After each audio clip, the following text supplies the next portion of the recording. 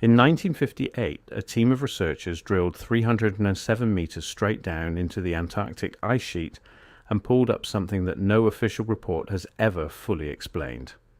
Within weeks, the findings were classified. Within months, a multinational treaty was signed that locked the entire continent behind a legal wall so thick that no private citizen, no independent researcher, and no journalist has been able to get within range of that drill site since. 12 nations signed that treaty. 12 nations agreed simultaneously to seal Antarctica away from the rest of the world. And the question that nobody in any official capacity has ever answered is this: what exactly did they find down there that required 12 governments to agree on the same silence at the same time?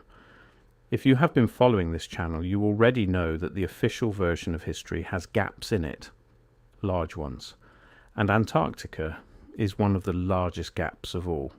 Before we go any further, if this is the kind of content that keeps you up at night in the best possible way, make sure you subscribe and hit the bell.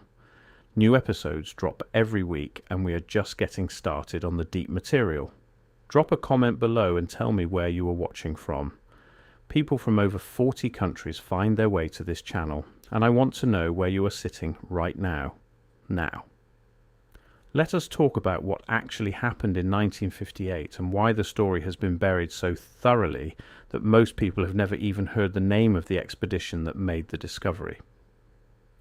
The year 1957 was declared the International Geophysical Year by the global scientific community.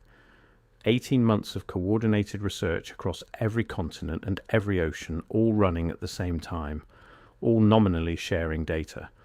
Over 60 nations participated. It was presented to the public as the greatest cooperative scientific effort in human history, a celebration of what mankind could accomplish when it set aside its differences and pointed its instruments at the unknown together. That is how it was sold. What it actually was, based on internal documentation that has surfaced in fragments over the following decades, was a coordinated excavation. Multiple teams, multiple drill sites, multiple nations, all operating under the umbrella of scientific cooperation, but all reporting findings to their respective military and intelligence chains of command first, and to the scientific community second, or not at all. The Antarctic component of the International Geophysical Year involved 12 nations and over 50 separate research stations spread across the continent. The American operation was called Deep Freeze. The Soviet operation was called Mirny. The British had Halley Bay. The Australians had Mawson. Each of these stations was officially a meteorological and glaciological research post. That was the cover story, and it was a good one because it was partially true. They were doing meteorological research. They were also doing something else entirely. The drill that went down 307 meters was operated by a joint American and Norwegian team working out of a station that does not appear on most public maps of the IGY operation.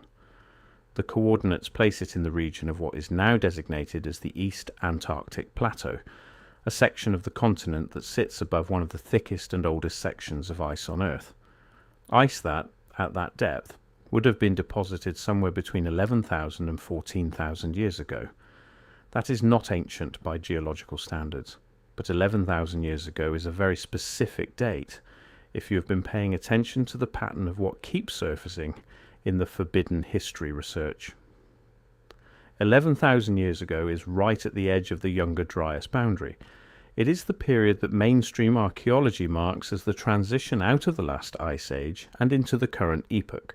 It is also the period that researchers in alternative history have been pointing to for decades as the moment of the Great Reset, the event that wiped the previous civilization from the surface of the Earth and pushed whatever survived underground, or beneath the ice, or into the deep record that the establishment has spent the last century working very hard to keep you from reading.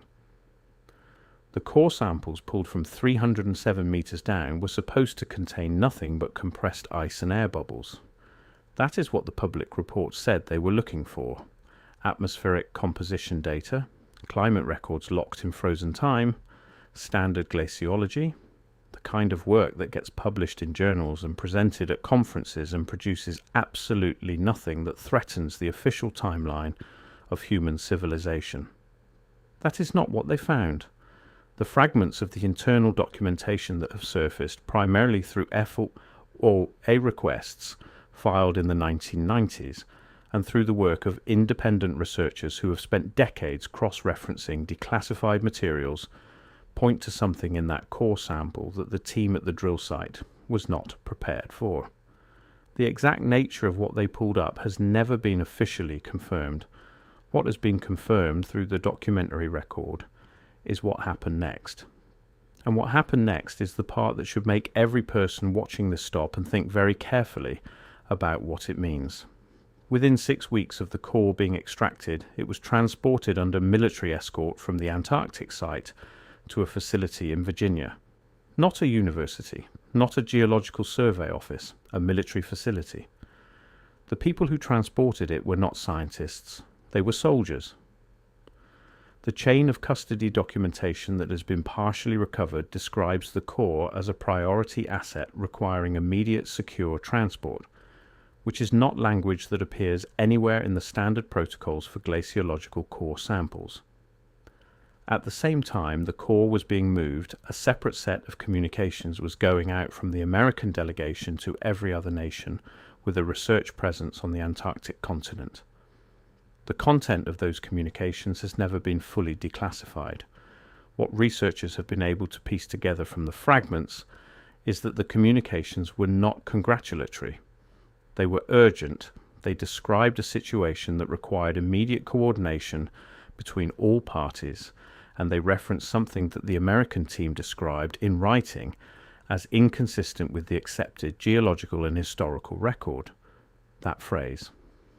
Inconsistent with the accepted geological and historical record. That phrase appears in 3 separate declassified documents from the period, all from different departments, all referring to the same Antarctic operation. 3 different government departments use the same unusual language to describe the same event. That is not a coincidence, that is a talking point. Someone decided at a very high level that this was the phrase that would be used, and that phrase tells you something important. It tells you that whatever was found was not simply anomalous in a scientific sense. It was inconsistent with the record that the establishment had already committed itself to presenting as fact. Now let us talk about the treaty, because the treaty is where the suppression becomes undeniable. The Antarctic Treaty was signed on December 1, 1959. 12 nations signed it in the original form. The United States, the Soviet Union, the United Kingdom, France, Australia, New Zealand, Norway, Belgium, South Africa, Japan, Argentina, and Chile. These 12 nations, at the height of the Cold War, at a moment when the Americans and the Soviets were pointing nuclear weapons at each other and competing for influence in every corner of the globe, sat down together and agreed on something. Think about that for a moment. 1959. The Cold War was not a metaphor in 1959. It was a real and daily threat of extinction. The Berlin crisis was ongoing. The space race was at its most intense. The 2 superpowers were competing for dominance in every theatre on Earth. And yet somehow, on the subject of Antarctica, they agreed immediately and completely. No negotiation that lasted years. No competing claims that had to be resolved through back channels. 1 year after the IGY concluded, they signed. The treaty designated Antarctica as a continent devoted to peace and science. It banned all military activity, all nuclear testing, and all resource extraction. It guaranteed freedom of scientific investigation, but required that all findings be shared openly between signatory nations. That last part is the part that most people skip past without thinking about it. All findings shared openly between signatory nations, not with the public, not with independent researchers. Between the governments, the same governments that had already demonstrated through their handling of the 1958 core that their definition of open sharing did not include anyone outside their own military and intelligence structures. The Antarctic Treaty is one of the most complete examples of institutional suppression ever constructed. 12 nations, including 2 that were actively threatening to annihilate each other, agreed to build a box around the continent and put all of their hands on the lock at the same time so that none of them could open it alone. Now we need to talk about what they might have found, because there is more to this story than one drill site and one classified core sample. The East Antarctic Plateau, the region where the 1958 drill was operating, sits above a geological formation that was not fully mapped until satellite technology became sophisticated enough to see through the ice. What those satellite surveys revealed, beginning in the 1990s and accelerating through the 2000s with radar penetration data, was something that the glaciology community described very carefully and very quietly as unexpected subglacial topography. Mountains, valleys, a river system, lakes, over 400 of them, including Lake Vostok, which is larger than Lake Ontario and sits under nearly 4 kilometers of ice. Lake Vostok became public knowledge in 1996 when the scientific community could no longer avoid acknowledging it. What the public was told was that Vostok was a remarkable find, a pristine ancient lake sealed off from the surface world for at least 15 million years, potentially containing microbial life that had evolved in complete isolation. That is what the press release said.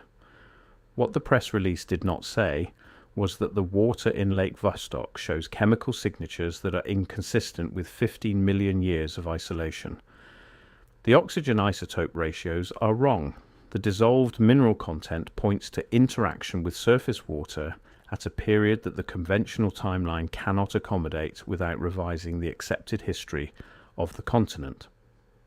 Independent researchers who have analysed the publicly available data, and there is surprisingly more of it than the establishment would prefer, have pointed out that the chemical signature of Vostok is more consistent with a lake that was sealed off not 15 million years ago, but somewhere between 10,000 and 15,000 years ago, which is the same window, the same younger Dryas boundary, the same moment that keeps appearing every time someone pulls up a data set that the official narrative has not had time to sanitize.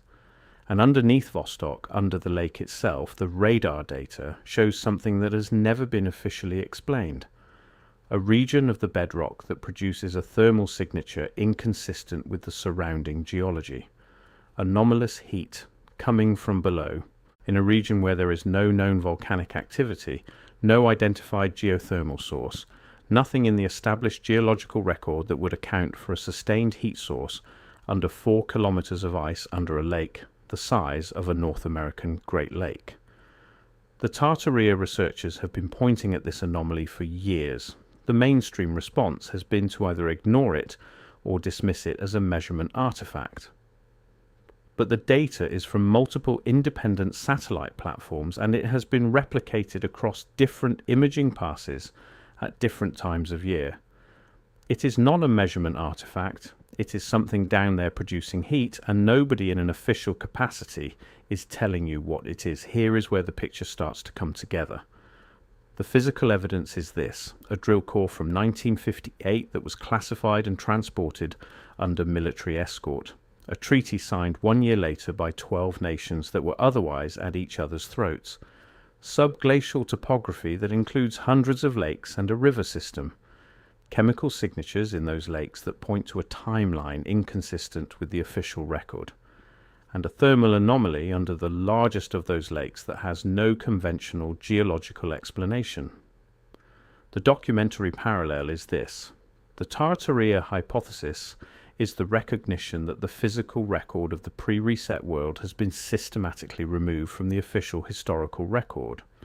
What remains is scattered across every continent in the form of anomalous structures, unexplained artifacts, and misattributed architecture. The work is reconstruction. Taking the pieces that survived and assembling them back into the picture the establishment has spent 2 centuries preventing you from seeing. Antarctica fits this picture in a way that should not be possible if the official history is correct. If Antarctica has been an uninhabited frozen wasteland for the entirety of human history, then there should be nothing down there that requires classification. There should be nothing that demands a military escort. There should be nothing that motivates 12 governments to sign a mutual lock on the entire continent within a year of a drilling operation pulling up a core sample from 11,000 years ago. But there is. Something is down there. The 1958 team found part of it. The treaty sealed the door, and every piece of data that has leaked through the cracks since then points in the same direction. The drill went down 307 meters, the core came up, the soldiers came in, 12 nations signed, and the ice has been locked ever since. That is not how science works when the findings are nothing. That is how institutions work when the findings are everything. The question is not whether something is down there. The question is how much longer the institutional architecture can hold before the weight of the evidence forces it open. Because the satellite data keeps coming. The chemical analysis keeps coming. The independent researchers keep pulling threads, and threads, when enough of them are pulled, do not just create holes. They unravel entire tapestries. Whatever the 1958 team pulled up from 307 meters below the East Antarctic ice sheet, it was significant enough to change the behavior of 12 sovereign governments simultaneously. It was significant enough to build a treaty around. It was significant enough to classify transport under guard and disappear from the public record so completely that most people alive today have never heard of the expedition that made the discovery. That is not an accident. That is a decision. And decisions leave traces. The traces are there, the pattern is there, and now you have seen it. Stay curious, keep digging, and I will see you in the next one.